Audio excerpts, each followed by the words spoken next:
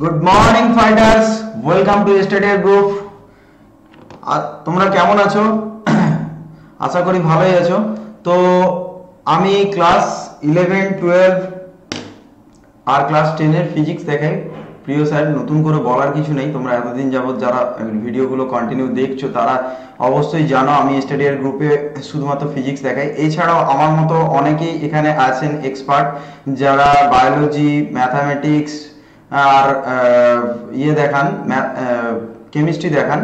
তো ওনাদেরও সমস্ত ভিডিওগুলো তোমরা ফলো করো, লাইক করো, শেয়ার করো বন্ধুদের মধ্যে বেশি করে। স্টাডিয়ার গ্রুপে জয়েন করো। তোমরা অ্যাপ ইন্টারফেসটা দেখতে পাচ্ছ, প্লে স্টোরে যাও, বন্ধুদেরকেও বলো এই অ্যাপটাকে বন্ধুদের মধ্যে শেয়ার করো, রেটিং দাও অ্যাপের। ঠিক আছে, কোনো কমেন্ট থাকলে কমেন্ট করে জানাবে। অ্যাপ সম্বন্ধে কোনো বিস্তারিত কমেন্ট করে জানাতে পারো ওখানে কমেন্ট সেকশনে গিয়ে। ঠিক আছে, আর বেশি করে যেটা করবে বন্ধুদের মধ্যে শেয়ার করার চেষ্টা করো। অ্যাপটাকে ডাউনলোড করো, অ্যাপ থেকে ভিডিওগুলো দেখার চেষ্টা করো। ঠিক আছে, ইউটিউব থেকে তো দেখতেই পাবে, অ্যাপ থেকে ভিডিওগুলো দেখলে আমার মনে হয় বেটার। তোমরা মানে একটা জিনিস বুঝতে পারবে যে অ্যাপ্লিকেশনটা, হ্যাঁ আমার কাছে একটা অ্যাপ্লিকেশন আছে, এটা অনলি আমার স্টাডি বেস। ঠিক আছে, ইউটিউবে গেলে অনেক সময় অ্যাড বাফারিং এই সেই হেনাতানাগুলো থাকে, যেগুলো এই অ্যাপ্লিকেশনের মধ্যে তোমার সেগুলো হবে না। কারণ পড়াশোনার দিকে যখন পড়াশোনা করতে হয়, মাইন্ডটা ডাইভার্ট হয়ে গেলে কিন্তু, ঠিক আছে, আর পড়াশোনায় মন থাকে না। একবার যদি মাইন্ডটা, এই ইউটিউবে বিভিন্ন টাইপের অ্যাড থাকে, এগুলো একটু এখানে অ্যাপেতে তুমি কম পাবে। ঠিক আছে, তো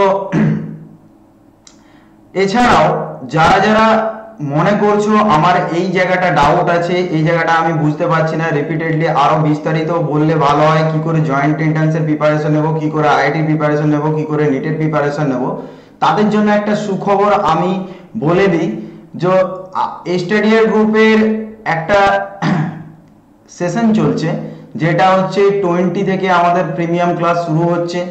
আর এই সেশনের স্টার্ট আপে আমরা একটা রেখেছি যে 200 স্টুডেন্টদের জন্য 15% ডিসকাউন্ট। যারা 200 স্টুডেন্ট প্রথমে জয়েন করবে, সাবস্ক্রিপশন প্যাকেজে এনরোল করবে, তো এনরোলমেন্টের জন্য তোমাকে বেয়ার করতে হচ্ছে 4999, all subject with NEET, IIT, JEE. ঠিক আছে, তো এমন কিছুই প্রাইস নয় তোমাদের কাছে আমি মনে করি, কারণ এটা ইয়ারলি প্যাকেজ।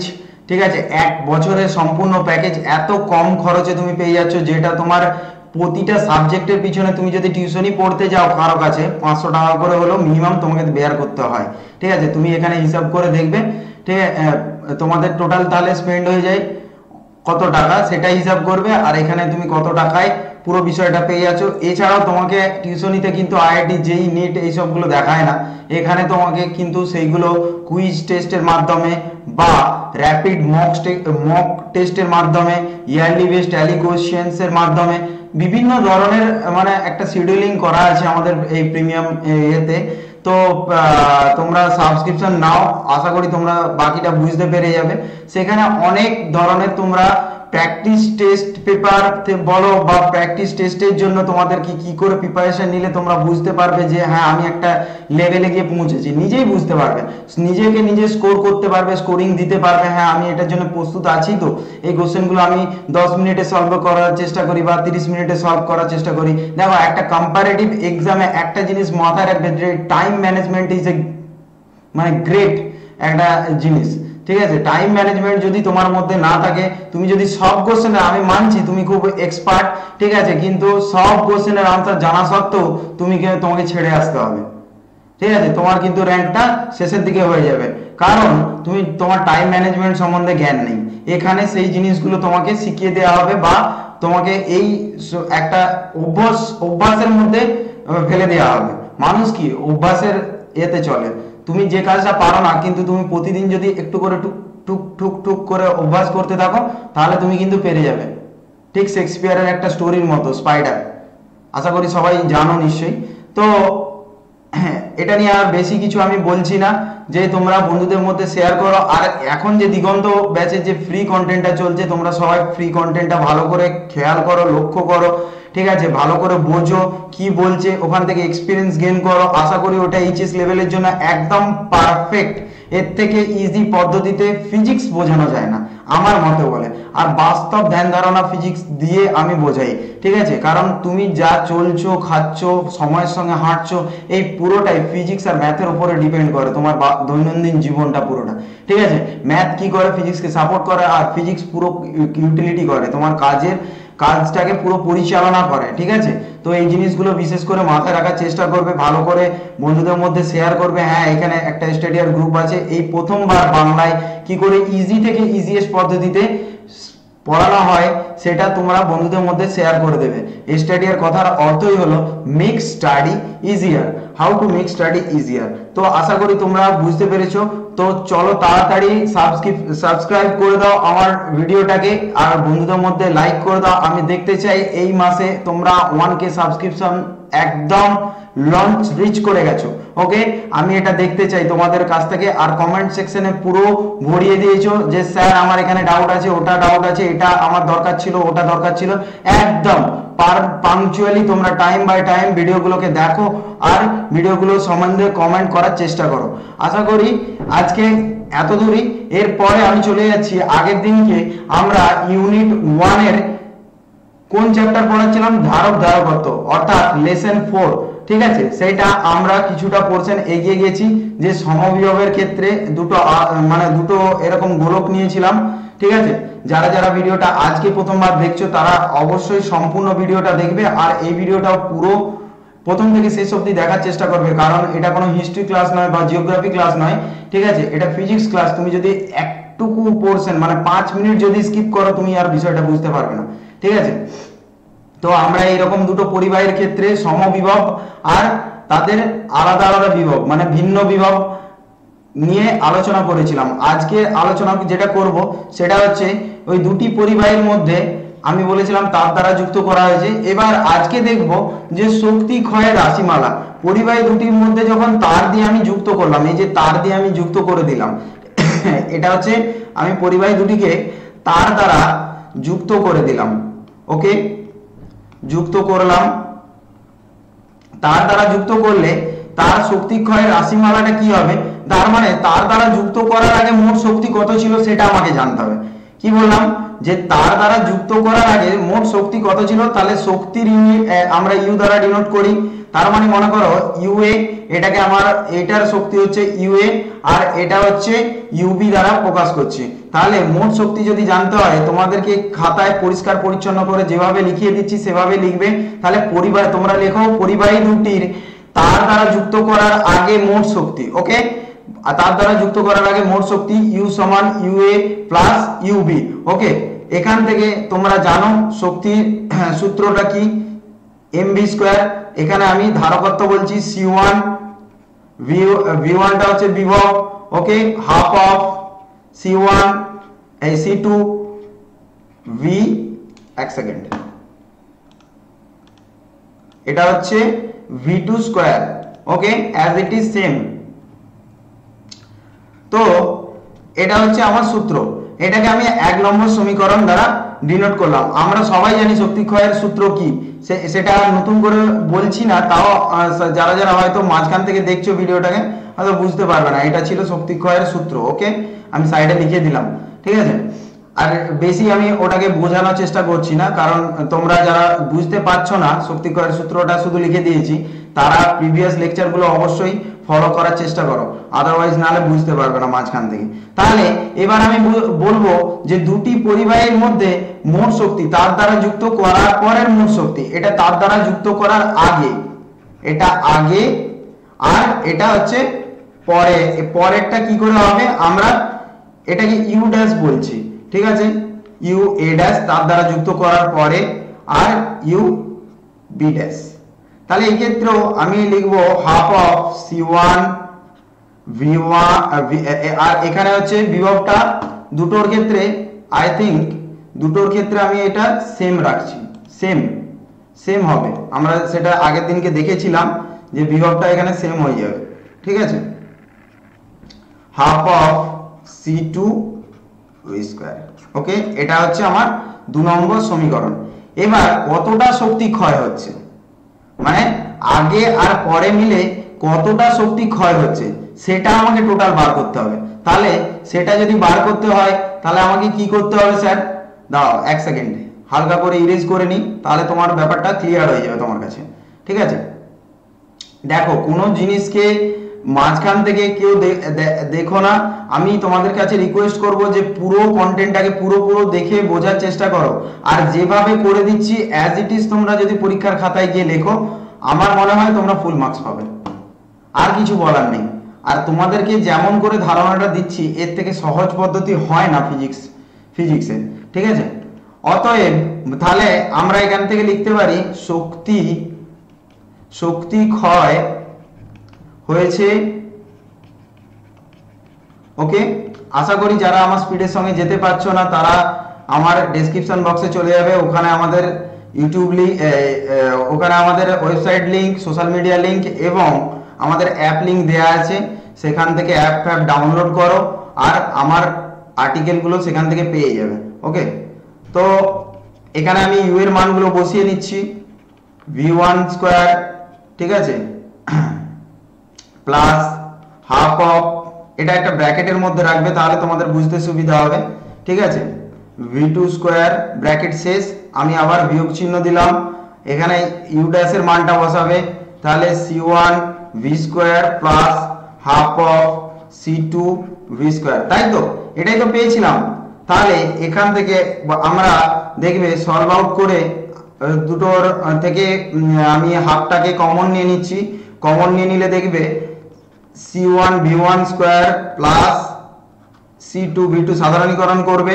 ঠিক আছে, c1 v1 plus c2 v2 এর whole square divided by c1 plus c2, এরকম একটা কন্ডিশনে আসছে, তোমরা সাধারণীকরণ করবে, বইতেও দেওয়া আছে, অসুবিধা কিছু নেই, আমি জাস্ট সময় বাঁচানোর জন্য স্টেপটা জাম্প করলাম।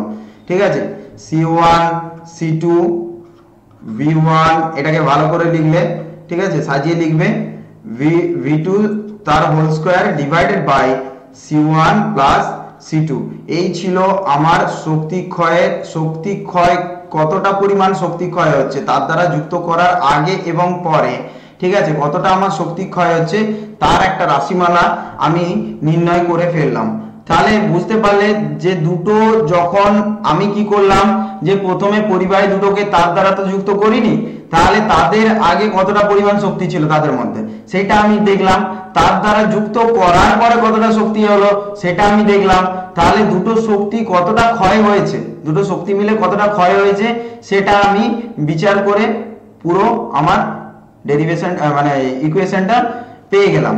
ওকে, তাহলে আশা করি এর থেকে আর সহজ পদ্ধতি হয় না।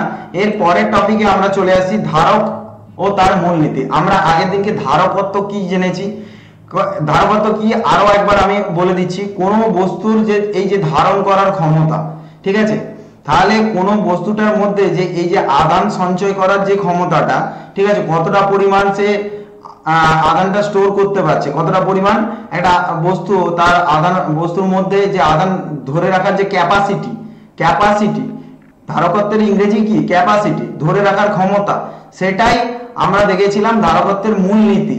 এইবার আজকে ধারক সম্বন্ধে বুঝবো, ঠিক আছে, ক্যাপাসিটর সম্বন্ধে বুঝবো।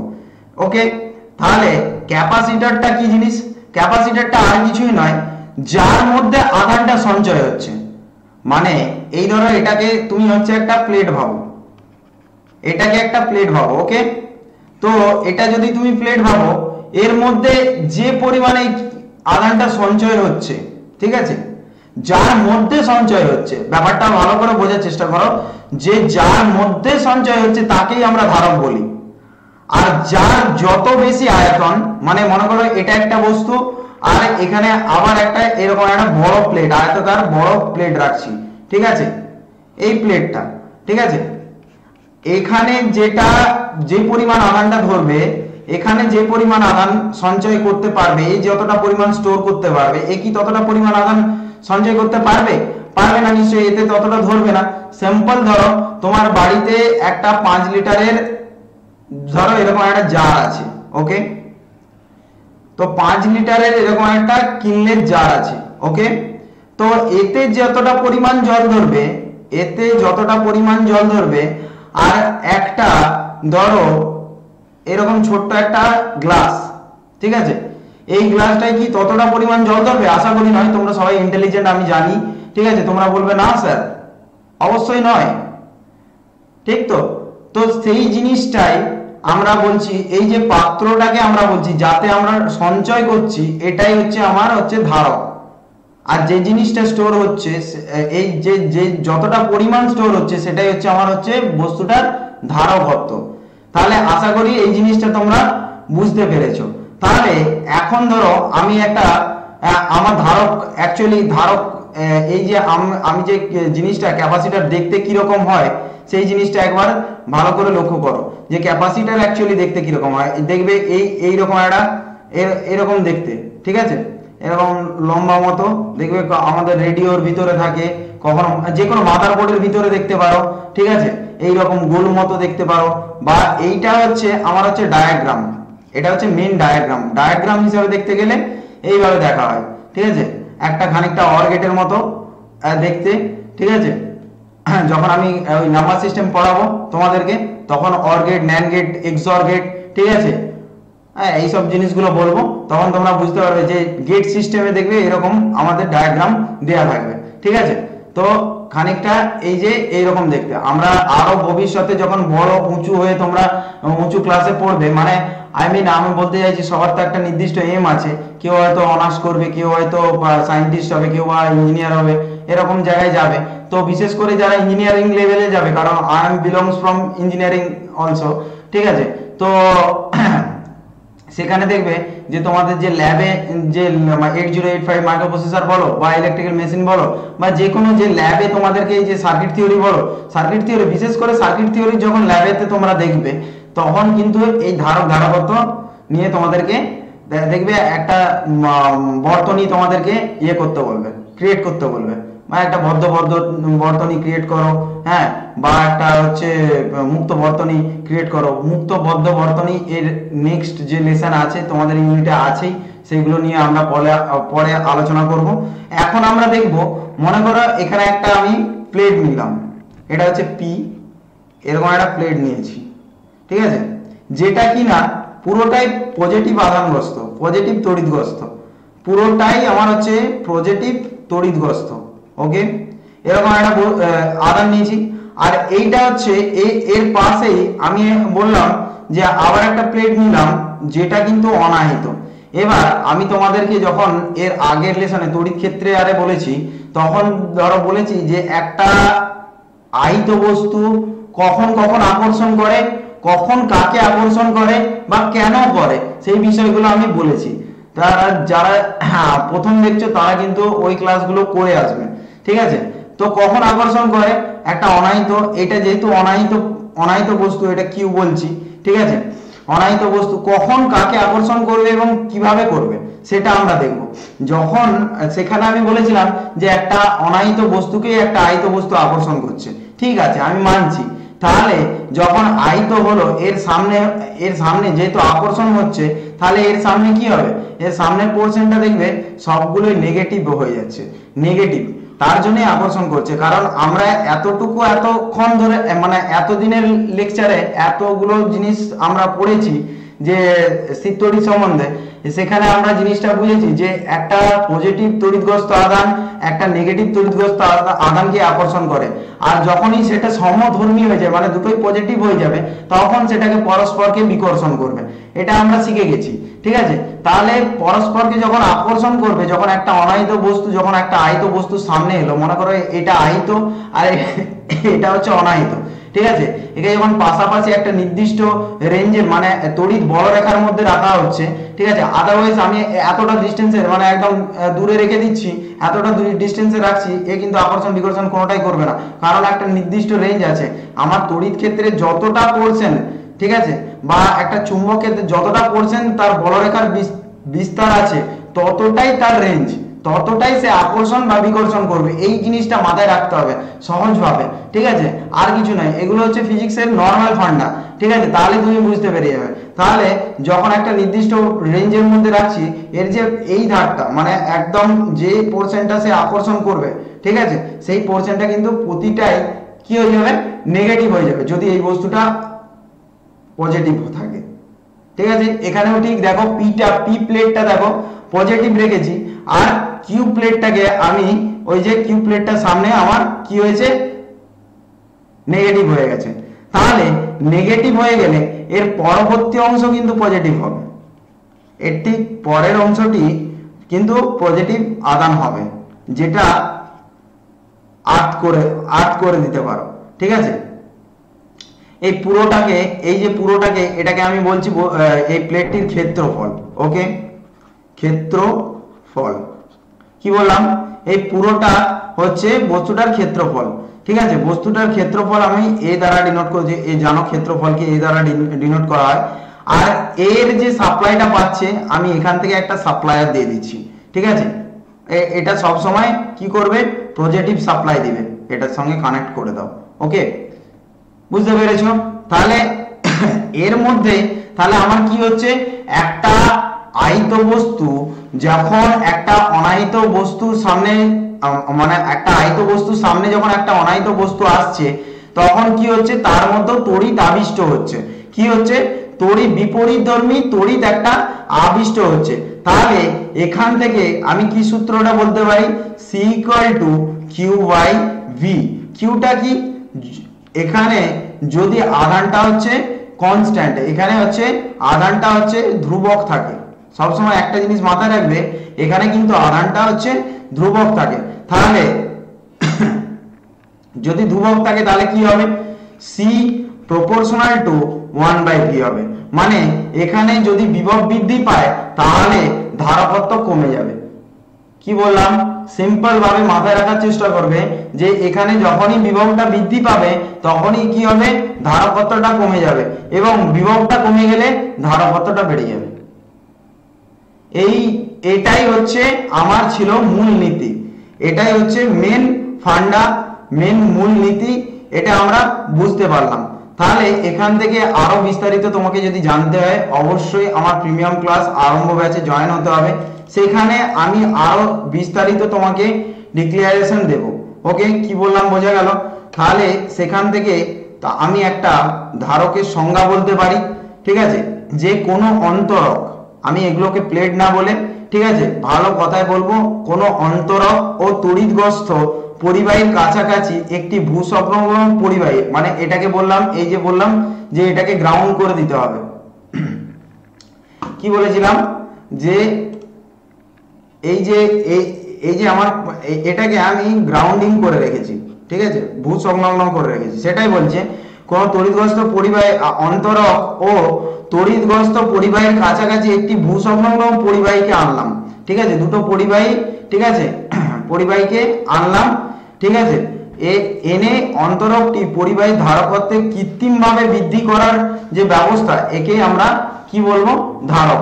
আমি কি করছি, কৃত্রিম ভাবে, মানে বাইরে থেকে আমি একটা সাপ্লাই দিলাম, একে এ হচ্ছে তড়িৎ আবিষ্ট হয়েছে, ঠিক আছে, তার কাছে একটা অনাহিত, এটা হচ্ছে অনাহিত, ঠিক আছে, অনাহিত প্লেট, ঠিক আছে, অনাহিত একটা পরিবাহী বলতে পারো বা প্লেট বলতে পারো, যা খুশি বলতে পারো, অ্যাজ ইউর চয়েস, ঠিক আছে। তো কাছাকাছি আনলে আমার কি হচ্ছে, যে আমি কৃত্রিম ভাবে এটাকে কি করছি, তড়িৎ আবিষ্ট করছি, ঠিক আছে, এটাকে আমরা বলবো ধারক। আর এর যে ধর্মটা, এই যে তড়িৎ আবিষ্ট হওয়ার যে ধর্মটা, এটাকেই বলছে ধারকত্ব, ঠিক আছে। ধারকের তাহলে মূলনীতি কিসের ওপর ডিপেন্ড করে, সেটা আমাদেরকে জানতে হবে। ধারকের মূলনীতি সাধারণত ডিপেন্ড করে, দেখবে, ক্ষেত্রফলের উপর। ক্ষেত্রফল কি হবে, পরিবাহীটির ক্ষেত্রফল লিখবে তোমরা, ক্ষেত্রফলের উপর নির্ভর করে, ঠিক আছে। ওকে, দ্বিতীয় নম্বর, যদি সমান্তরাল পাতের মধ্যবর্তী দূরত্ব, ঠিক আছে, মানে ধারকের সমান্তরাল পাতের মধ্যবর্তী যে দূরত্ব, ঠিক আছে, দুটো পাত তাদের যে মধ্যবর্তী দূরত্ব, এই যে গ্যাপিং, ঠিক আছে। সমান্তরাল পাত তোমরা দেখবে, আমি একটুক্ষণ পরে সমান্তরাল পাত নিয়ে তোমাকে বলবো, তাদের যে মধ্যবর্তী দূরত্ব, ঠিক আছে, তাদের উপর নির্ভর করবে, ঠিক আছে। এই জিনিসটা মাথায় রাখার চেষ্টা করবে যে এখানে আমি শুধু বলে যাচ্ছি যে সমান্তরাল পাতের মধ্যবর্তী দূরত্ব, বাকিটা তোমরা একটু পরে বুঝতে পারবে। এগুলো নিয়ে আলোচনা হবে। সমান্তরাল পাতের ক্ষেত্রে কি হবে, মধ্যবর্তী দূরত্ব, ওকে। আর কার উপরে ডিপেন্ড করে, মধ্যবর্তী দূরত্ব দুটো পৃষ্ঠের, দুটি পাতের মধ্যকার অন্য কোনো মাধ্যম দেওয়া হলে, মানে মিশ্র পরিবাহী, যেটাই কথা বলা হয় মিশ্র পরিবাহী, মানে দুটো মাধ্যম, মিশ্র পরিবাহী নয়, দুটো মাধ্যম দেওয়া, মিশ্র পরিবাহী জিনিসটা অন্য জিনিস হয়ে যাবে, ঠিক আছে। মিশ্র পরিবাহী নয়, আমি এখানে বলছি দুটো মাধ্যম, মনে করো একটা বায়ু মাধ্যম আর একটা অন্য কোনো মাধ্যম, ঠিক আছে। একটা বায়ু মাধ্যম বা আর একটা অন্য কোনো মাধ্যম দেওয়া হলে, তাহলে দুটো যদি ভিন্ন মাধ্যম দেওয়া হয়, ঠিক আছে, দুটো যদি ভিন্ন মাধ্যম থাকে, তাহলে সেক্ষেত্রে ধারকত্ব বৃদ্ধি পাবে। হ্যাঁ, এরকম বিষয়গুলো ওপর ধারকত্ব নির্ভর করে। আমরা ধারকত্বের ডায়াগ্রাম দেখে নিয়েছি, ঠিক আছে। এরপরে সরাসরি চলে যাব আমাদের পরবর্তী যে টপিকটা আছে, সেটা হচ্ছে কখন চার্জিং হয়, কখন ধারকের ডিসচার্জিং হয়। এটা খুব ইম্পর্টেন্ট জিনিস। তোমাদের পরীক্ষায় অনেক সময় মাঝে মধ্যে কোশ্চেন আসে যে কি করে চার্জিং হয় আর কি করে ডিসচার্জিং হয়, সেটা একটা গ্রাফিক্যাল চিত্রে আমাকে বোঝাও, ঠিক আছে। এরকমটা হয়। এক্ষেত্রে কোনো ব্যাপার নয়, তুমি দুটো পাত যেরকম নিয়েছিলে, ধরো এটা, ধরো তোমার একটা পাত যেটা তুমি বাইরে থেকে একটা সাপ্লাই দেবে ব্যাটারির মাধ্যমে, ঠিক আছে। আমি ধরো এটাকে একটা ব্যাটারির সঙ্গে কানেক্ট করে দিলাম। তোমরা জানো ব্যাটারির এই পোর্শনটাকে পজিটিভ, এটাকে নেগেটিভ বলে, আর ভি দ্বারা ডিনোট করছি, ঠিক আছে। আর একটা পাতের সঙ্গে এখানে তার দ্বারা যুক্ত করা আছে, ব্যাটারির অন্য প্রান্ত মানে নেগেটিভটাকে যুক্ত করা আছে। তাহলে এক্ষেত্রে দেখবে এই দিকটা পুরোটাই পজিটিভ হয়ে যাচ্ছে, ঠিক আছে। এখানটা পুরোটাই পজিটিভ হয়ে যাচ্ছে, যেহেতু আমার এদিকটা পজিটিভ আধান যাচ্ছে, কারেন্ট পাস হচ্ছে, ঠিক আছে। আর এই দিকটা দেখবে এদিক দিয়ে যখন যাবে, সেটা হচ্ছে এই পোর্শনটা আমরা জানি যেহেতু আকর্ষণ করবে, তাহলে নেগেটিভ একটা ক্রিয়া করবে, ঠিক আছে। এক্ষেত্রে কিন্তু অপর প্রান্তটা পজিটিভ হবে না, ঠিক আছে। আমি যদি এর মাঝখানে একটা অ্যামমিটারকে প্রয়োগ করি, তাহলে সেক্ষেত্রে কি হবে সেটা আমরা দেখবো। এটা দিয়ে কারেন্ট পাস হচ্ছে, ওকে।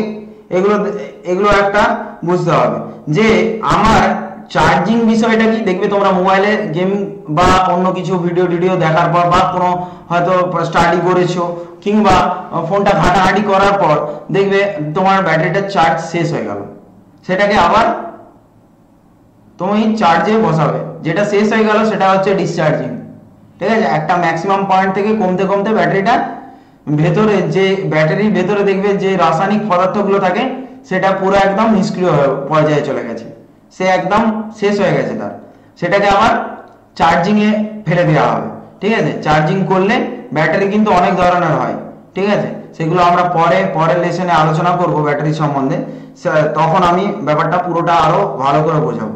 তো চার্জিং এর ক্ষেত্রে কি হচ্ছে, সময়ের পরিবর্তনের সঙ্গে সঙ্গে আমার কি হচ্ছে, আমার কারেন্টটা এখানে আমি যদি গ্রাফিক্যাল করি, গ্রাফিক্যাল ডাইরেকশনই তোমাদেরকে, এটা চার্জিং এর ক্ষেত্রে, ঠিক আছে।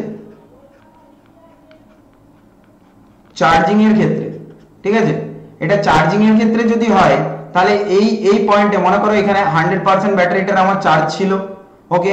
আমি তারপর থেকে গেম খেলতে শুরু করেছি, মানে সময়ের একটা পরিবর্তন হচ্ছে, এভাবে কমতে কমতে দেখবে এই জায়গায় চলে এসছে, ঠিক আছে। একবারে 20%-এ চলে এসছে বা 10%-এ চলে এসছে, ঠিক আছে। তাহলে এখানে কি হচ্ছে, কারেন্টটা কি হচ্ছে, এখানে নিস্তেজ হয়ে যাচ্ছে, মানে ডিক্রিজ হচ্ছে, নট ইনক্রিজ হচ্ছে, যখন এটা হচ্ছে ডিসচার্জিং এর ক্ষেত্রে। যখন ব্যাটারির আধান ধারকের আধান সমান হবে, তখন ডিভাইসটি ফুল চার্জ হয়ে যাবে, ঠিক আছে। যখন আধানটা মানে যখন আমার কি হবে যে যখন আধানটা আমার হচ্ছে ডিসচার্জিং এর ক্ষেত্রে কি এটা হচ্ছে ডিসচার্জিং এর ক্ষেত্রে, চার্জিং নয়, এটা হচ্ছে ডিসচার্জিং। হ্যাঁ, যখন আধানটা আমার কি হবে একটা সময়ের পরিবর্তনে সঙ্গে সঙ্গে মানে ওটা আমার কি হচ্ছে নিস্তেজ হয়ে যাচ্ছে, ঠিক আছে, কমে যাচ্ছে, 100% থেকে 10% এসে পৌঁছে গেল। ওকে, এটা আমার ম্যাক্সিমাম পয়েন্ট ছিল, এটা আমার ম্যাক্সিমাম পয়েন্ট ছিল, ঠিক আছে। যখন ব্যাটারির আধান তাহলে ফুল চার্জ কখন হয়ে যাবে সেটা কাকে বলে লিখো, আর ডিসচার্জ কখন হয়ে যাবে সেটা লিখবে। যখন ব্যাটারির আধান এবং ধারকের আধান সমান হয়ে যাবে, মানে ব্যাটারিটা যখন হচ্ছে একদম নিস্তেজ অবস্থায় ছিল সেখান থেকে সময়ের পরিবর্তনের পরে সেটা হচ্ছে ফুল চার্জ হয়ে গেল। ওকে, একদম 100% হয়ে গেল, ঠিক আছে, 10% থেকে একদম 100% চার্জ হয়ে গেল, আমরা বলি না ফুল চার্জ হয়ে গেছে ব্যাটারিটা, ঠিক আছে। আবার যখন ওটা ডিক্রিজ হবে, মানে এটা তো ইনক্রিজ হলো, ঠিক আছে, এটা তো ইনক্রিজ হলো, যখন হচ্ছে ডিক্রিজ হয়ে যাবে, যখন ডিক্রিজ হয়ে যাবে সেটাকে আমরা বলি ডিসচার্জ হয়ে গেল, ব্যাপারটা ডিসচার্জ হয়ে গেল। তাহলে সেক্ষেত্রে গ্রাফিক্যালটা হবে সময়ের পরিবর্তন হচ্ছে, ঠিক আছে, সময়ের পরিবর্তনের সঙ্গে সঙ্গে এটা কি হচ্ছে, এই দেখো ম্যাক্সিমাম ভ্যালু, এটা ম্যাক্সিমাম ভ্যালু থেকে এটা হচ্ছে চার্জিং এর ক্ষেত্রে। হ্যাঁ,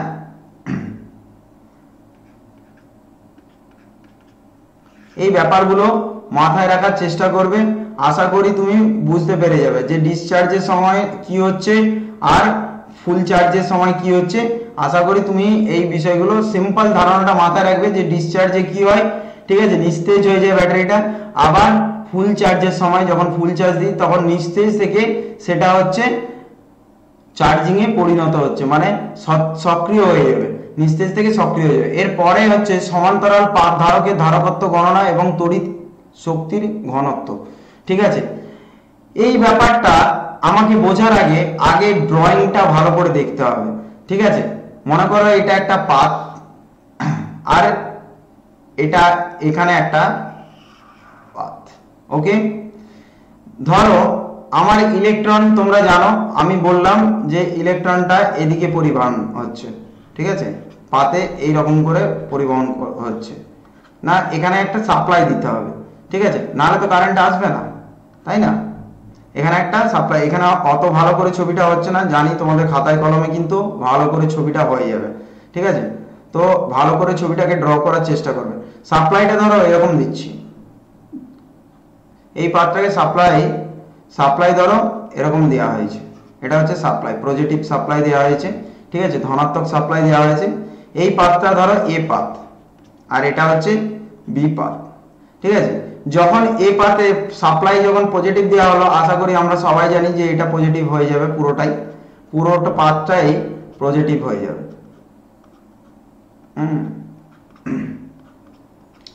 তোমরা যারা এখনো ভিডিওটাকে লাইক করনি বা সাবস্ক্রাইব করনি, অবশ্যই সাবস্ক্রাইব করতে কিন্তু একদমই ভুলবে না, ঠিক আছে। সাবস্ক্রাইব করতে একবারই ভুলবে না, পাশে থাকা বেল আইকনকে প্রেস করতে ভুলবে না, কারণ পাশে থাকা বেল আইকনটি প্রেস করলেই তুমি পেয়ে যাচ্ছ আমাদের প্রথম যে আপলোড হবে আপলোডেড ভিডিওগুলি। ওকে, সেই জিনিসটা মাথায় রাখার চেষ্টা করবে।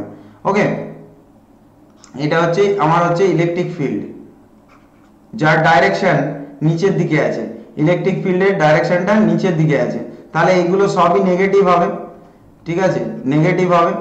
ওকে, তো আমার এত দূর অবধি ক্লিয়ার হয়েছে, আর এটাকে আমি গ্রাউন্ডিং করে রেখেছি, দেখো এটা হচ্ছে গ্রাউন্ডিং করা আছে। গ্রাউন্ডিং মানে আমি ভূসংলগ্ন করে রেখেছি।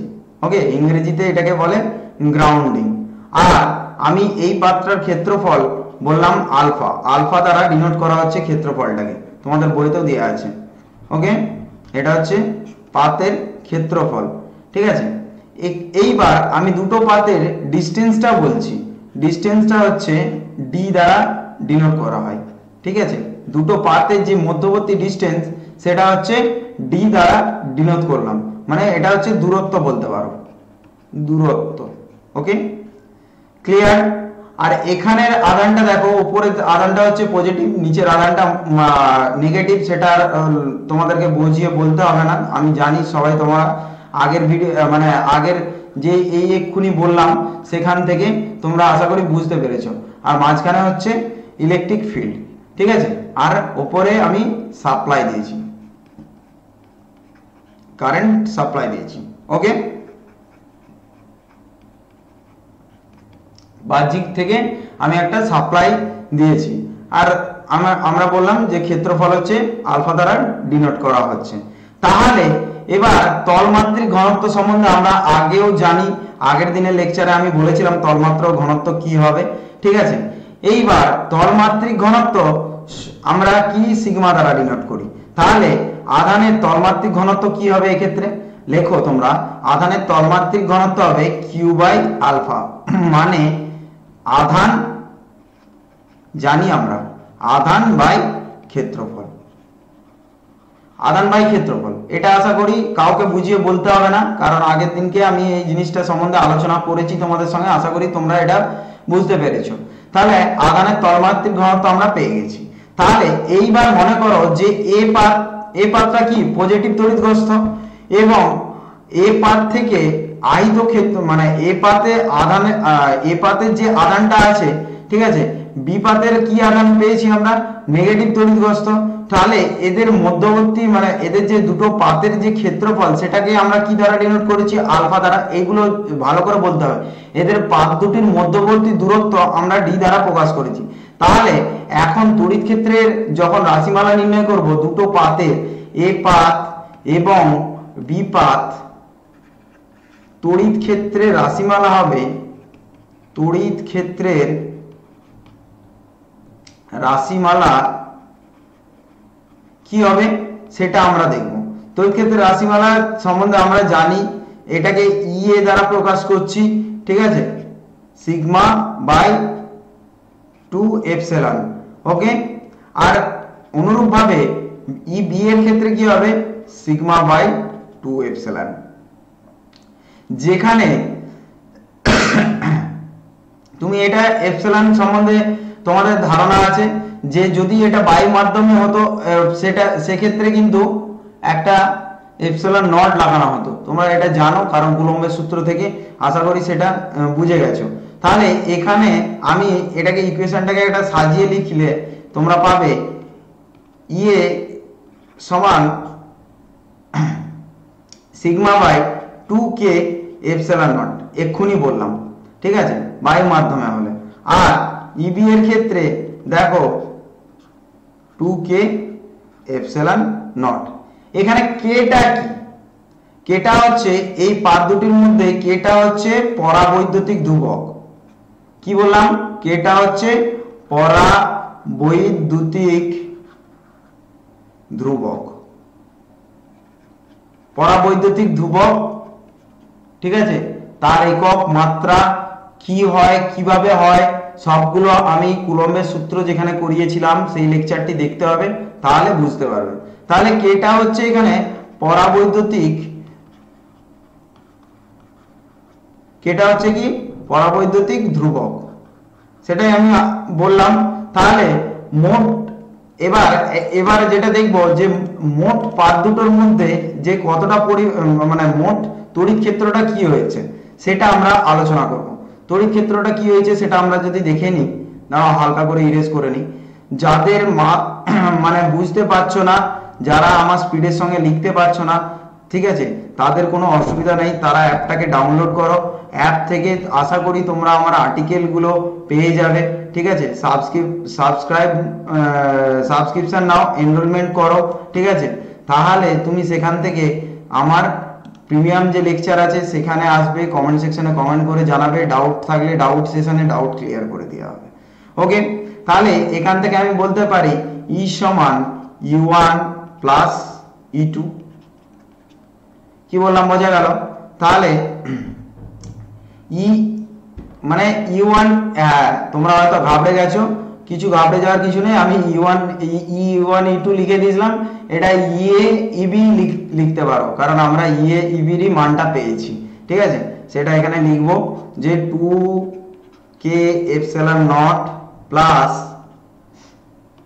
Sigma by 2 K epsilon not.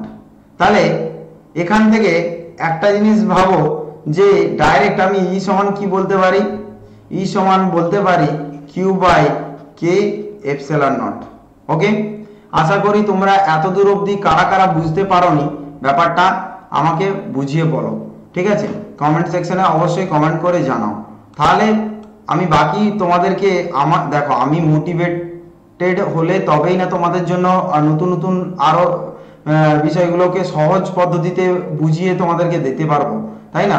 আর তোমরাই যদি কোনো কথাই না বলো তাহলে তো আমি তো মোটিভেট হচ্ছি না, আমি তো বুঝতে পারছি না তোমাদের ডাউটটা কোথায় আছে বা তোমাদের কি করে তোমাদের মনে কি চলছে, তাই না? আমি তো আর সাইকোলজিস্ট নয় আমি ইঞ্জিনিয়ার, আমি সাইকোলজিস্ট নয়, তাই না? এগুলো ব্যাপারটা বুঝতে হবে, বা আমি টিচার, আমি কোনো তোমাদের মনের ভেতরে কি চলছে সেটা আমি বুঝতে পারবো না, তোমরা কমেন্ট সেকশন করে কমেন্ট করে আমাকে বলতে হবে। তাহলে দুটো পাতের মধ্যে তড়িৎ বিভব কি? তড়িৎ বিভব হচ্ছে ভি, দুটো পাতের তড়িৎ বিভব হচ্ছে ভি। ওকে, তাহলে ভি ইকুয়াল টু আমি এখন কি লিখতে পারি, ই ইন্টু ডি। বুঝতে পেরেছো? তাহলে দুটো পাতের তড়িৎ বিভব যদি ভি হয় তাহলে ভি ইকুয়াল টু আমরা কি লিখতে পারি, ই ইন্টু ডি। কারণ এখান থেকে যদি ভালো করে বলা হয় ইটা কি, ইটা হচ্ছে আমার তড়িৎ ক্ষেত্র, ডিটা কি, ডিটা হচ্ছে আমার হচ্ছে দূরত্ব, এগুলো সব আমি জানি, ঠিক আছে? ভি ইকুয়াল টু তাহলে আমি ডাইরেক্ট লিখতে পারি সিগমা বাই, কারণ এর মানটা হচ্ছে কে ইন্টু এপসিলন ইন্টু ডি। বলো এত দূর কার অসুবিধা আছে? এই লাইনটা কার অসুবিধা আছে বলো? আশা করি কারোরই অসুবিধা নেই।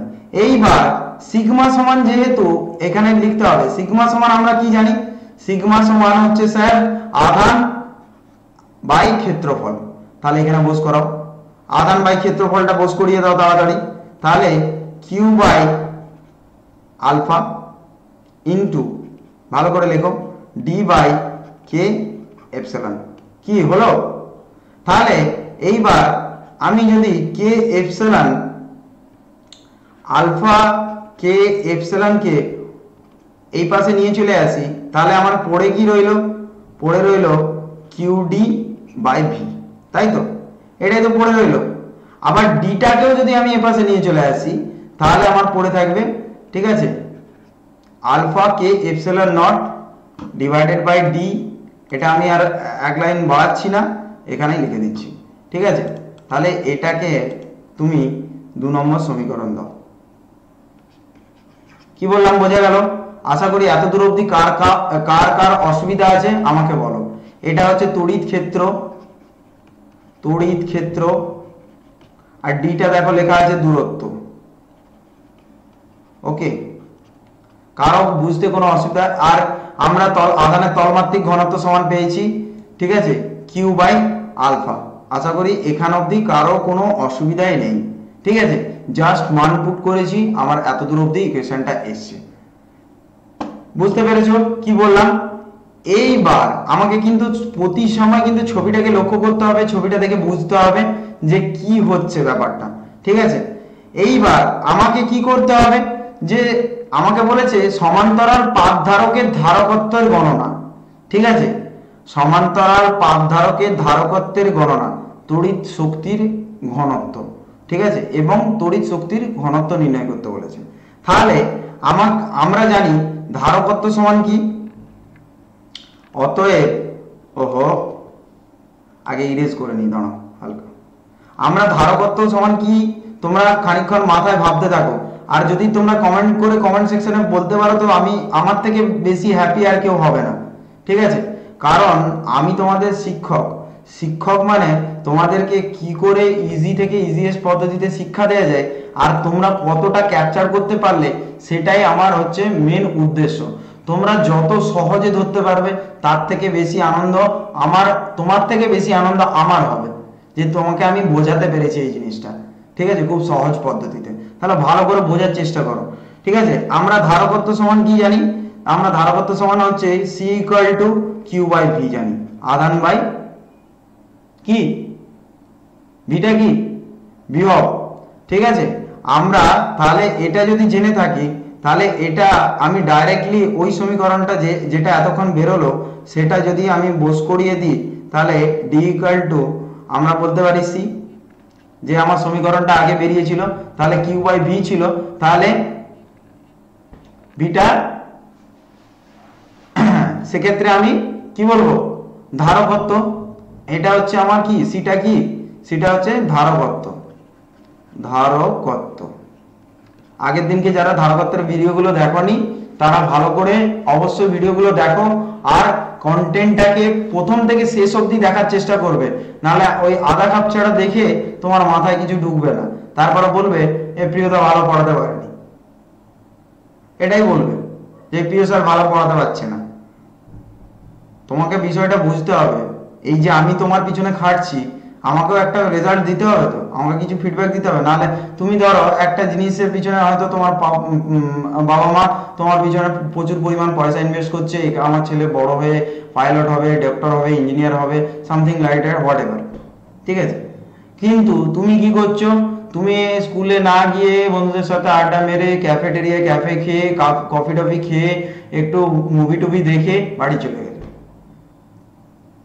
আর যখন যখন রেজাল্ট বেরোলো সেখানে তুমি হচ্ছে একটি শূন্য, তাহলে কি আর হবে? সেটা হবে না। তুমি তোমার বাবাকে কি দিলে? নাল। রেজাল্ট কি হলো? নাল, মানে জিরো, তাই না?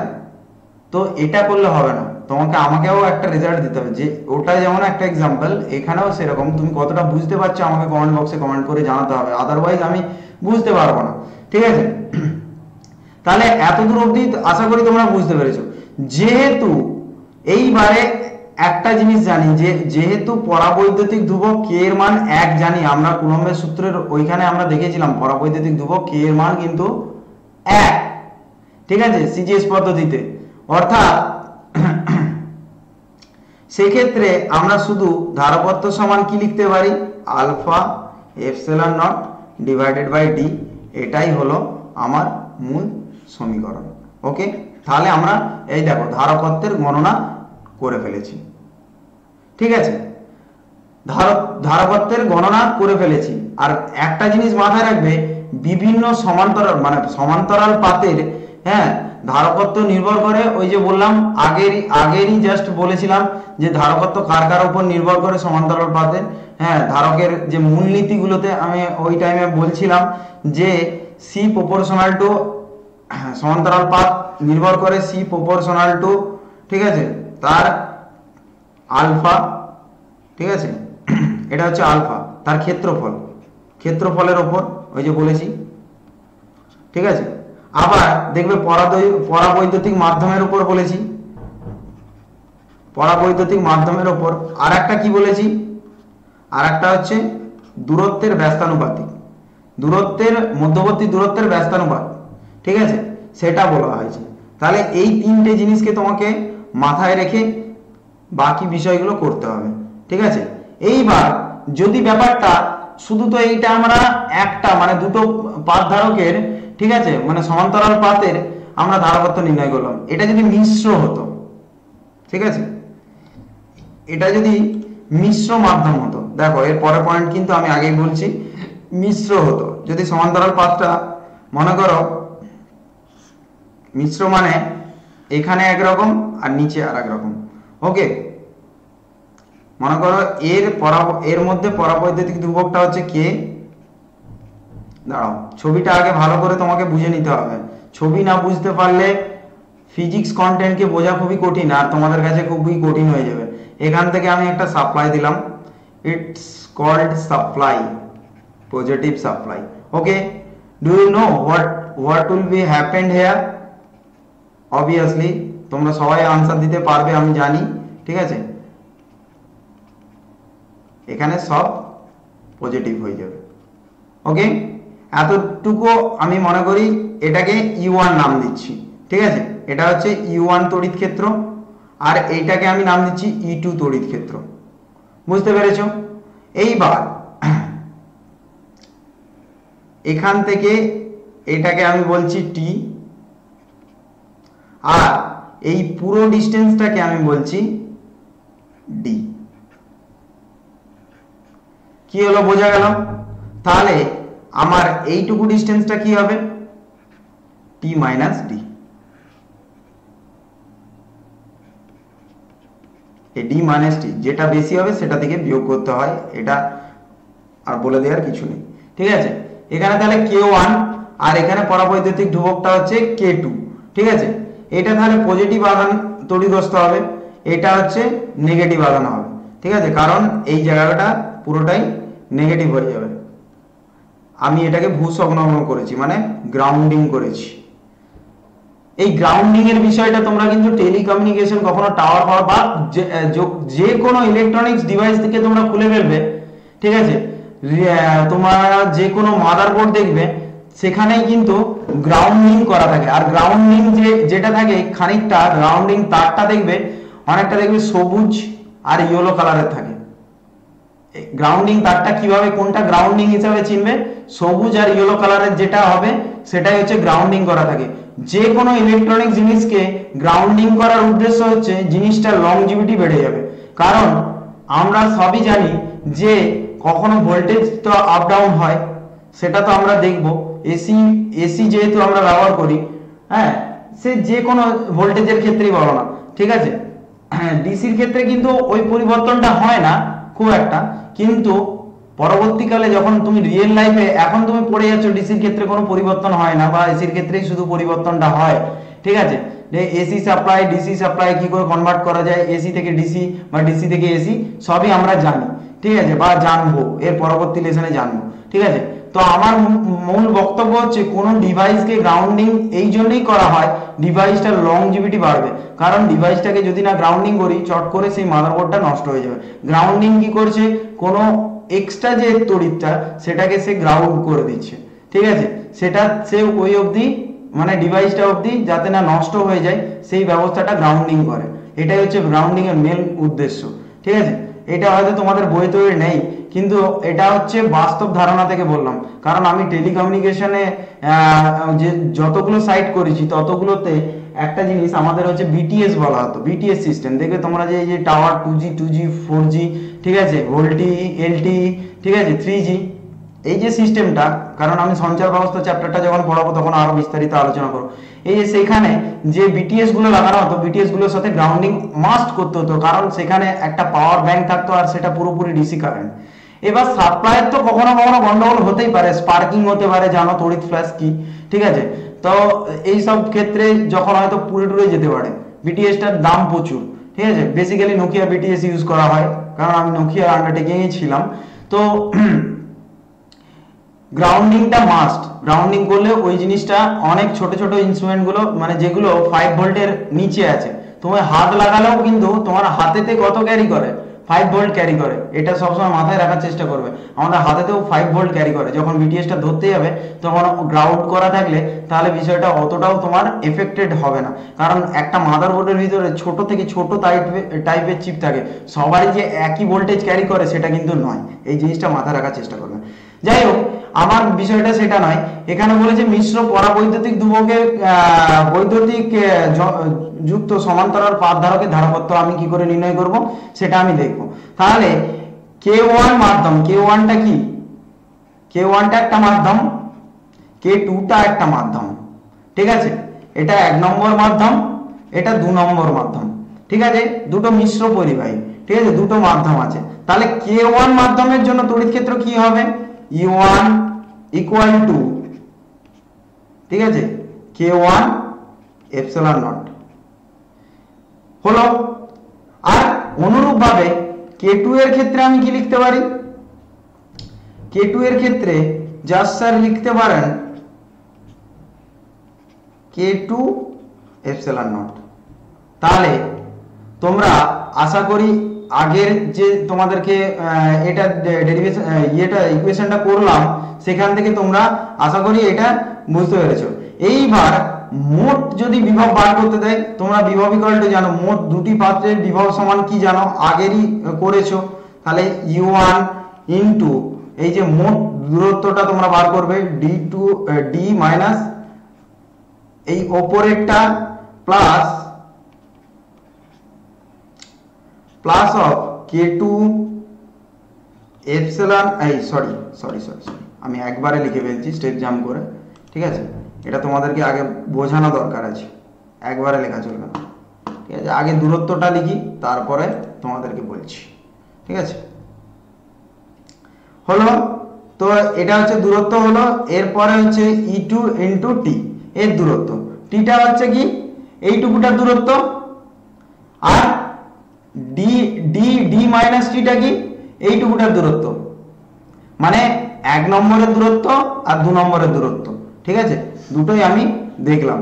এইবার আমি U1 সমান জানি, সেই মানটা এখানে পুট করব, ঠিক আছে? U1 এর মানটা পুট করলাম,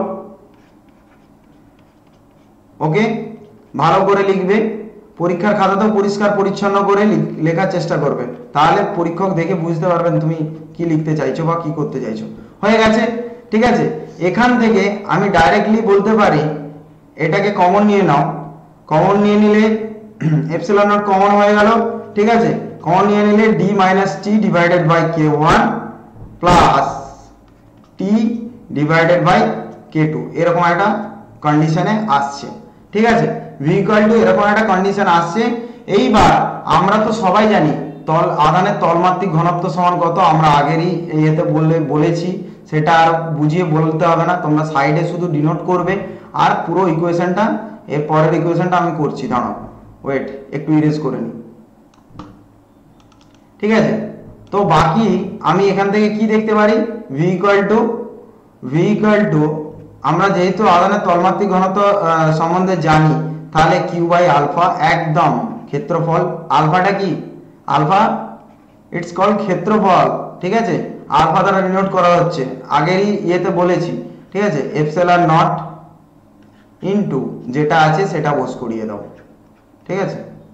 শুধু ইকুয়েশনটা কত সহজ, যাদের ম্যাথটা নেই, ফিজিক্সকে অত ভয় পেয়ে বসে থাকলে চলবে না, কারণ এইখানে আমার ক্লাস করতে হবে, তাহলে কিন্তু তোমার কাছে ফিজিক্সটা খুব ইজি হয়ে যাবে, ঠিক আছে? এখান থেকে আমি যদি বলি যে একদম ডাইরেক্ট লিখছি কিউ বাই ভিটাকে আমি একদম সাইডে নেব, ভিটা কোথা থেকে এলো, কেন হলো আমি আর বলছি না, ঠিক আছে? কারণ এই যে কি করে হলো, এই সাধারণীকরণগুলো আমি আর করে দিচ্ছি না, ঠিক আছে? তোমরা নিজেরা করবে, দেখবে ভালো লাগবে, ঠিক আছে? নিজেদের মধ্যে একটা ইন্টারেস্ট জাগবে, আমি ওই জন্যই একটু করে স্টেপ জাম্প দিয়ে যাচ্ছি, ঠিক আছে? কিউ বাই ভি ডাইরেক্ট হচ্ছে alpha epsilon nought divided by যেটা আছে সেটা, ওকে? যেটা আছে অ্যাজ ইট ইজ সেটাকে বস করিয়ে দিলে যা হবে। এবার কিউ বাই ভিটা তোমরা তো জানো, আর নতুন করে বলবো কি, আশা করি বলতে হবে না। কারা কারা জানো না তারা কমেন্ট সেকশনে বলবে স্যার আমি বুঝতে পারছি না, তারপর আমি দেখছি। না না, মারবো না, ধরবো না, এখানে তোমরা যথেষ্ট বড় হয়ে গেছো, তোমাদেরকে অ্যাকচুয়ালি বুঝিয়ে বললেই তোমাদের সব থেকে বড় কাজ হবে, ঠিক আছে? এখানে ভয় পেয়ে যাওয়ার কিছু নেই। দেখো আমার ধারকত্বটা বেরিয়ে গেছে, সি সমান হচ্ছে ধারকত্ব, আমরা জানি কিউ বাই ভি দ্বারা প্রকাশ করা হয়, আমি জানি তোমরা সবাই বুদ্ধিমান, ঠিক আছে? তো আশা করি এতদূর অবধি আমি ক্লিয়ার করে দিতে পেরেছি। এরপরে আগেরটাতেও বিভিন্ন কন্ডিশন আছে, আমি সেগুলো স্কিপ করে গেছি, আর এটাতেও বিভিন্ন ধরনের মিশ্র পরিবাহের ক্ষেত্রে বিভিন্ন ধরনের, ঠিক আছে, কন্ডিশন আছে, বাট আমি সেই সব কন্ডিশন এই মুহূর্তে কোনো রকম ভাবে দেখাচ্ছি না। কন্ডিশনগুলো বোঝার জন্য অবশ্যই আরম্ভ ব্যাচে জয়েন করবে, আর তাড়াতাড়ি আমাদের এনরোলমেন্ট শুরু হয়ে গেছে, চেষ্টা করো যে ফার্স্ট 200 স্টুডেন্টদের মধ্যে র্যাঙ্ক করার চেষ্টা করবে। আর এছাড়াও তুমি যদি 200 স্টুডেন্টদের মধ্যে না র্যাঙ্ক করো, চিন্তার কোনো কারণ নেই, ঠিক আছে? তুমি 10% ডিসকাউন্ট এমনিতেই পেয়ে যাবে, যদি আরও 10 লেখো তাহলেও 10% ডিসকাউন্ট তুমি কিন্তু আমার তরফ থেকে পেয়ে যাচ্ছ, ঠিক আছে? তো এগুলো ছিল আমার কোড। তো তোমরা দেখবে যখন এনরোলমেন্ট করবে, সেখানে অ্যাপ্লাই দিস কুপন কোড তোমাকে একটা অপশন পেয়ে যাবে, সেখানে গিয়ে ট্যাপ করবে, এগ্রিমেন্ট আছে, এগ্রিমেন্টটা মানে ট্যাপ করবে, তারপরে মেক পেমেন্টে ক্লিক করবে, বাস তুমি আরম্ভ ব্যাচে জয়েন হয়ে যাবে, ওকে? তাহলে বেশি কথা না বলে আমি পরের টপিকে চলে আসছি, সেটা হচ্ছে ধারকের যে সমবায়, ঠিক আছে? আমরা দু ধরনের সমবায় সম্বন্ধে জানবো, সেটা হচ্ছে একটা হচ্ছে শ্রেণী সমবায়, আর একটা হচ্ছে কি সমান্তরাল সমবায়। ঠিক আছে।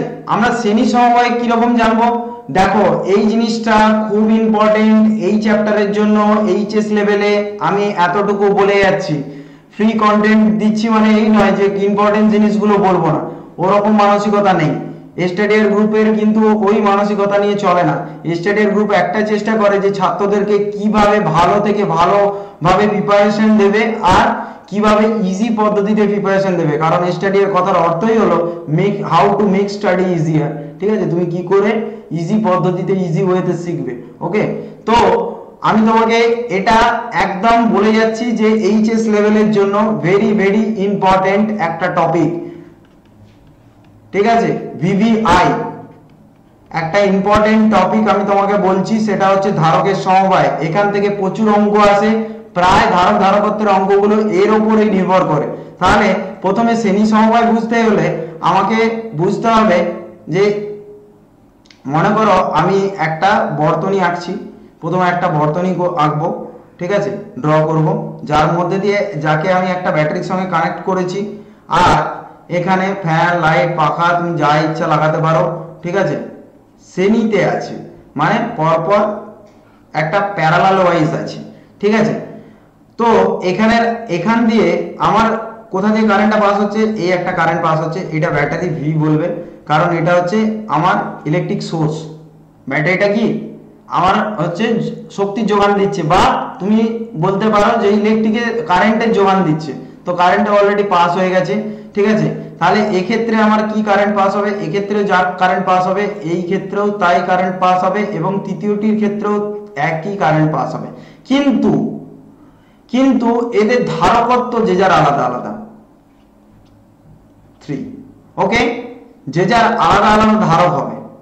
আধানটাও কিন্তু সবার মধ্যে সমান আধান, সমপরিমাণ আধান বিরাজ করবে। আবার দেখো ভোল্টেজটা কিন্তু আলাদা আলাদা, এই ভোল্টেজ বলছি, বিভবটা কিন্তু আলাদা আলাদা।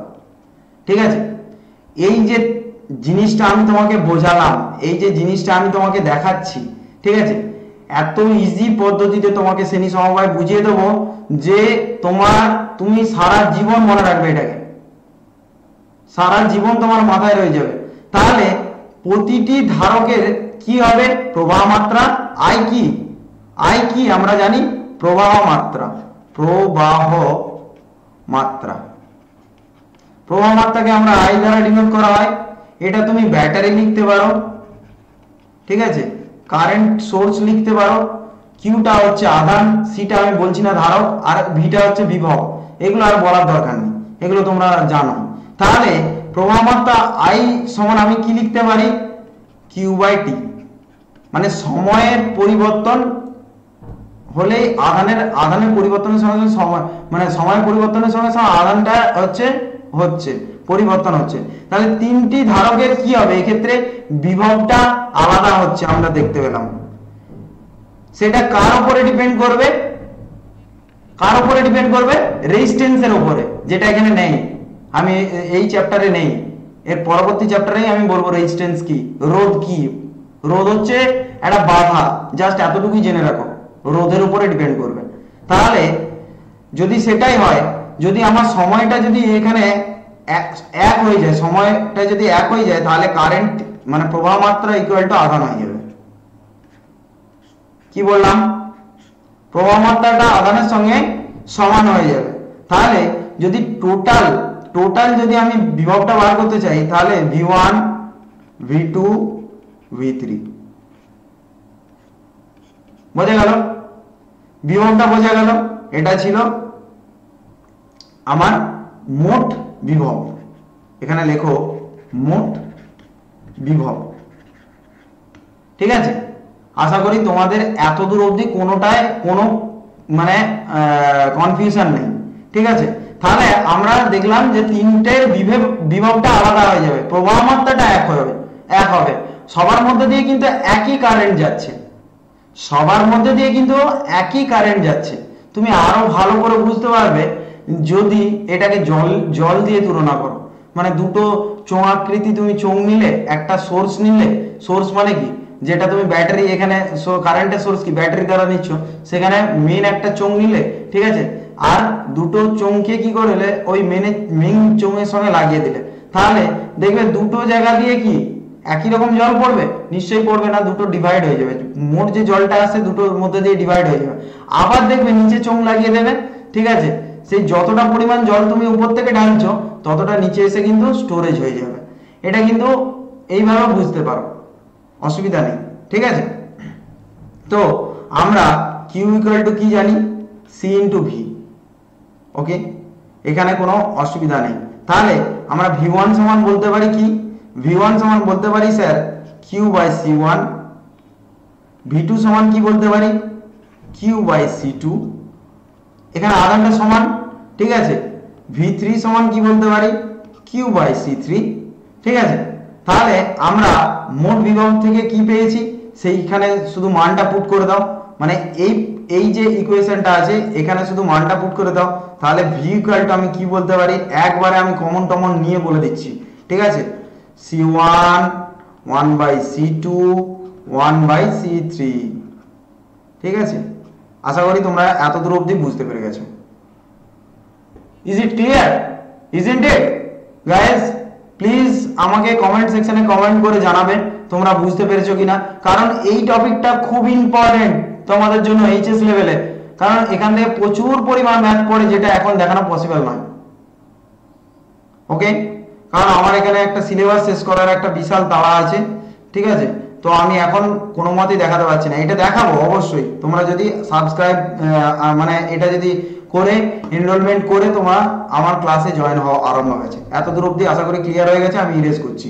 এবার তুল্য গণনাটা দেখাবো, তুল্য ধারকত্বের গণনাটা কি করে নির্ধারণ করতে হয়, বা তুল্য ধারকত্ব কিভাবে তুমি মানে নির্ণয় করবে, জাস্ট সেটা দেখাবো শ্রেণী সমবায়ের ক্ষেত্রে, ঠিক আছে।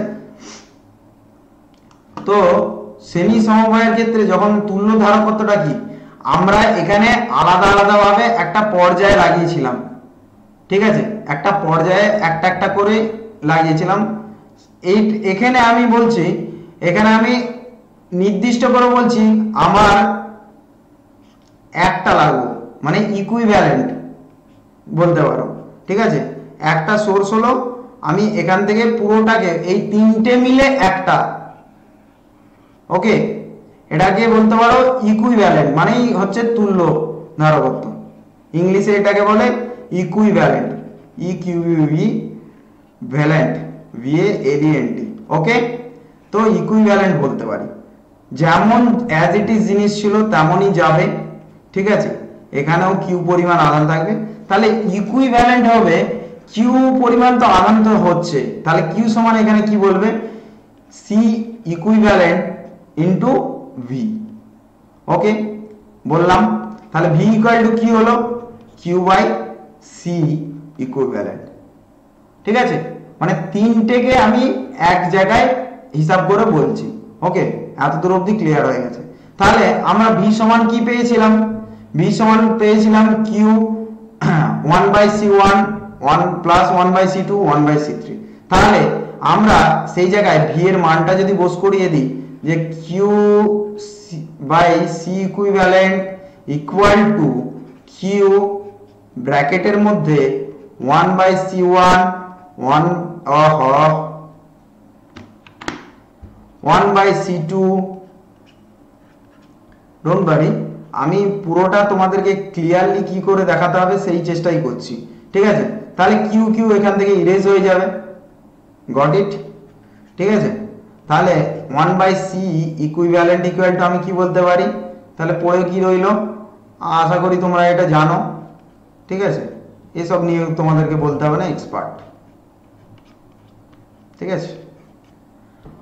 হয়ে গেল, এটাই ছিল তুল্য ধারকত্বের গণনা। তুমি এটাকে সোজাভাবে বলতে পারো, ঠিক আছে। সোজাভাবে এইভাবে বলতে পারো যে এখানেও দেখো বিশেষ দুটো ক্ষেত্র আছে, ঠিক আছে। বিশেষ বিশেষ ক্ষেত্রগুলো আমি স্কিপ করে যাচ্ছি, কারণ যদি 2 এর বেশি হয়, যদি ওই ইকুইভ্যালেন্টটাই 2 এর বেশি হয় সেক্ষেত্রে কি হবে আমার জানা দরকার।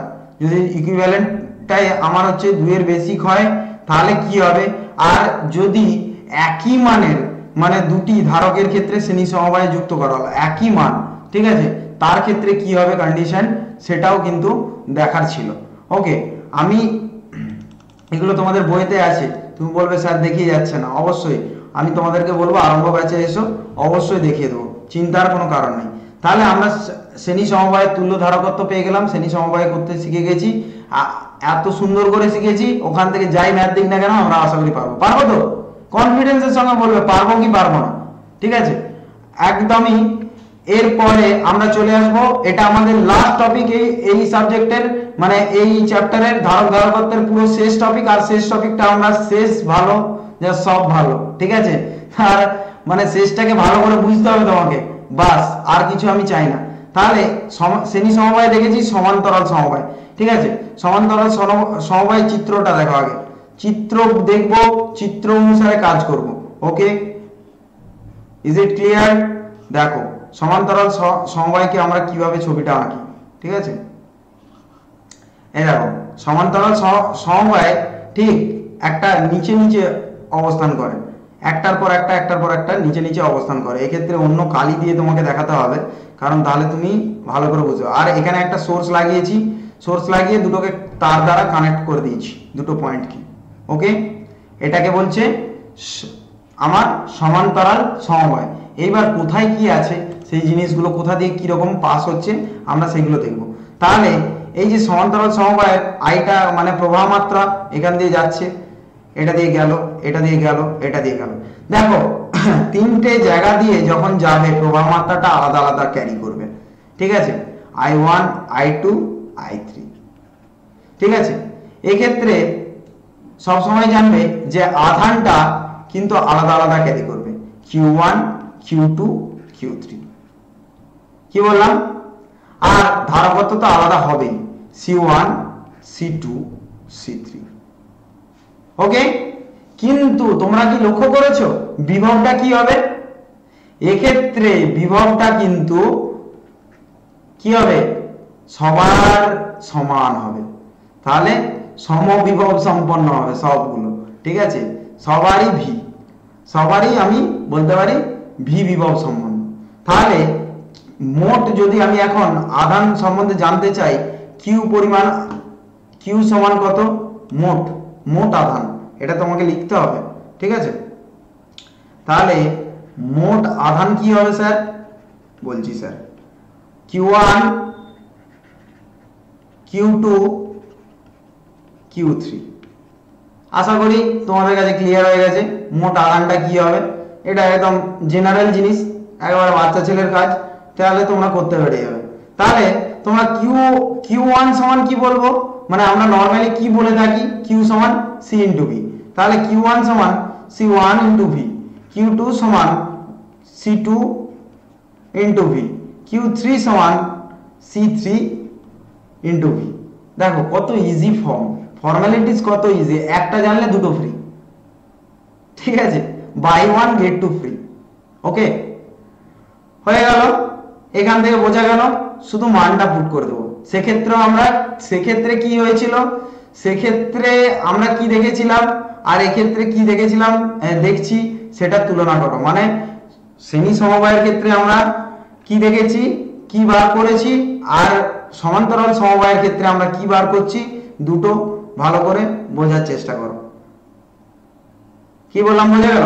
মাথায় পুরো একদম মানে ক্লোজলি বোঝার চেষ্টা করো, একদম মাথায় ঢুকিয়ে নাও জিনিসটা কি হচ্ছে এখানে। তাহলে কিউ সমান আমরা কি বলতে পারি, একদম ডাইরেক্ট ভিটাকে কমন নিয়ে নাও, C1 plus C2 plus C3, clear. এখানে তাহলে মেন জিনিসটা আমরা কি দেখব, এখানে আধান কিন্তু আলাদা আলাদা হচ্ছে। প্রথম থেকেই বলছি এখানে কিন্তু আধানটা আলাদা আলাদা হচ্ছে, আর বিভবটা কিন্তু সমান। তাহলে এখানে আধানও আলাদা আলাদা হলো, আর প্রবাহ মাত্রা আলাদা আলাদা হলো, ঠিক আছে, কিন্তু বিভবটা কিন্তু সমান রয়ে গেছে, ঠিক আছে। সেটাই আমাকে দেখতে হবে। এইবার তুল্য ধারকত্বের ক্ষেত্রে আমরা কি করব, ঠিক একই রকম ভাবে, যে রকম ভাবে আমি ওখানে মানে শ্রেণী সমবায়ের ক্ষেত্রে করেছিলাম, ঠিক আছে, এক্ষেত্রেও ঠিক তুল্য ধারকত্ব নির্ণয় করতে হলে মানে আমি ইকুইভ্যালেন্ট একটা নিয়ে নেব, ঠিক আছে, একই ছবি হবে, ঠিক আছে, ছবিটা হয়তো একই রকম হবে, ঠিক আছে। এটা দিয়ে আমার প্রবাহ মাত্রা যাচ্ছে আই, এটা হচ্ছে কিউ, হ্যাঁ, এটা হচ্ছে সোর্স অফ ভোল্টেজ মানে সোর্স অফ কারেন্ট, ঠিক আছে। এই হলো আমার ব্যাপার। আর এখানে হচ্ছে সি ইকুইভ্যালেন্ট। ওকে, হয়ে গেল। তাহলে এক্ষেত্রে আমি কি লিখব, আমরা জানি যে Q equal to C equivalent into V, এটা তো আমরা জানি, কিউ সমান জানি তো।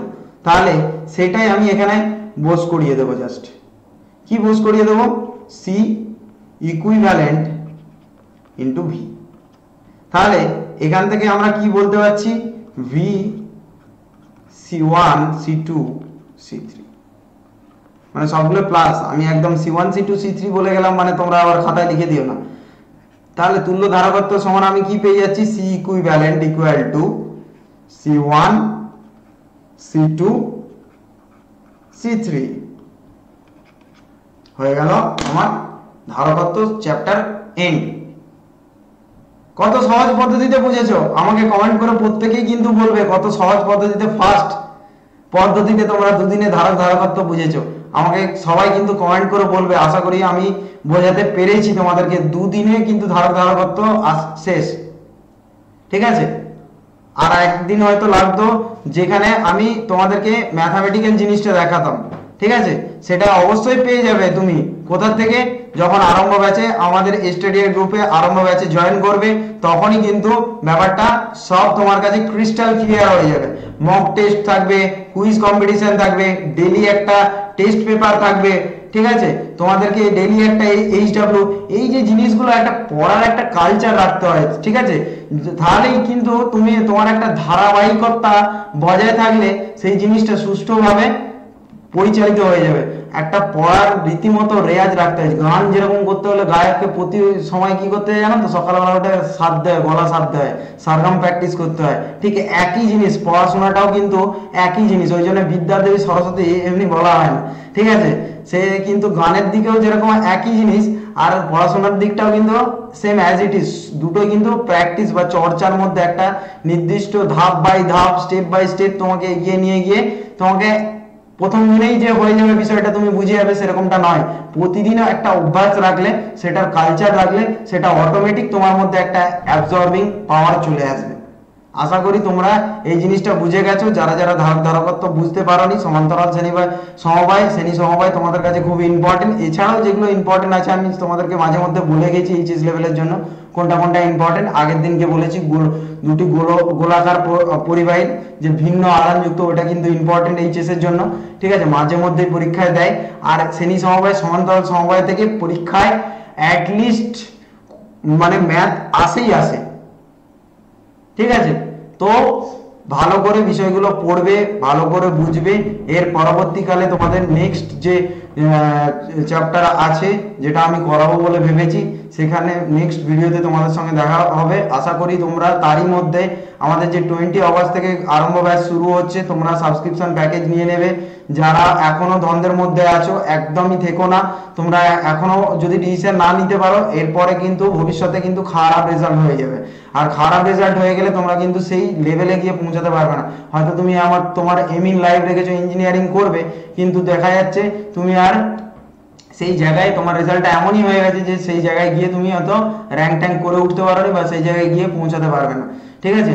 তো একদমই চিন্তাধারাটাকে বদলে চলে আসো, তাড়াতাড়ি স্টাডিয়ার গ্রুপে জয়েন করো। আমার অ্যাপ্লাই কুপন কোড দেওয়া আছে, অ্যাপ্লাই করো, ঠিক আছে। আমার মতো অনেক এক্সপার্টরা আছে, তাদের ভিডিওসগুলো দেখো। অন্যান্য সাবজেক্টে তোমাদের ডাউট থাকলে সেই সব সাবজেক্টগুলো দেখতে থাকবে, ঠিক আছে। বন্ধুদের মধ্যে বেশি বেশি করে শেয়ার করবে, অ্যাপকে ডাউনলোড করবে, অ্যাপ থেকে ভিডিও দেখার চেষ্টা করবে, ওয়েবসাইট ফলো করবে, সোশ্যাল মিডিয়া নেটওয়ার্কে ফলো করবে। আশা করি তোমরা ভালো থাকবে, সুস্থ থাকবে, এই কামনা করি। Thank you so much, have a good time.